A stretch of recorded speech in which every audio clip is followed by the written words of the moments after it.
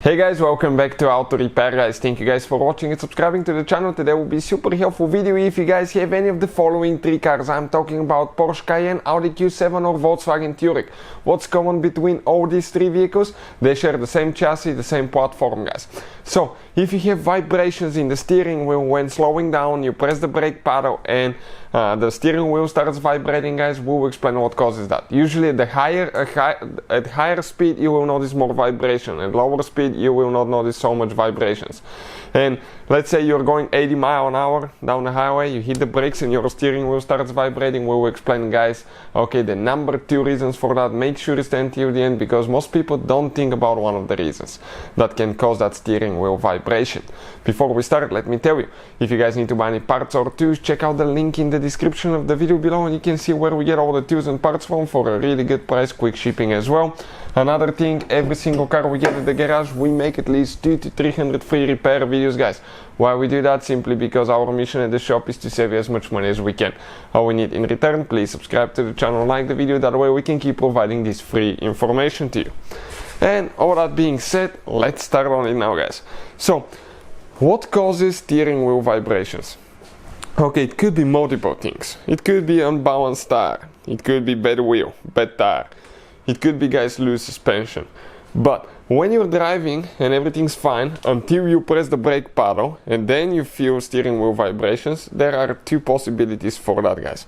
And Porsche Cayenne, Audi Q7 and Volkswagen Touareg, they use exactly the same suspension practically. You may have different calipers depending on the options, but what causes guys is that, okay, your rotor, okay, your disc rotor will be the problem for that most likely. When you have uneven rotor, okay, that's what we had on ours, and we just had ours resurfaced. As you can see how smooth it is.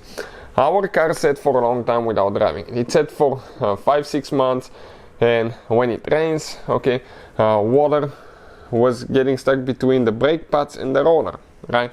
And that water actually corroded the rotor a little bit, something that you cannot see so much because when you drive it, the brake pads will clear that corrosion. But that created a low spot guys, low spot on the rotor. That low spot actually caused vibrations, okay, because when you have an uneven rotor, okay, the brake pads will start pulsating. It's called a steering wheel pulsation. So, or brake pulsation. Brake pads will start pulsating. As a result, it will transfer that to the steering wheel and you will feel the vibrations. Now, it can happen even if you didn't let your car sit for a long time guys. Rotors sometimes will lose their form and they will get bumpy, especially if they've been exposed to heat or not using them too much. And how you do that? You either replace the brake rotors, or if yours are still pretty thick, you take them to the parts store. What they do, they cut top layer off and they resurface them guys. They will resurface them, they will make them a little bit thinner because they will cut them on both sides and they will make them extremely smooth. Usually it's not very expensive, $12 to $15 per rotor. That's what we did with ours, and we'll recommend that to do that when you do brake pad replacement as well guys.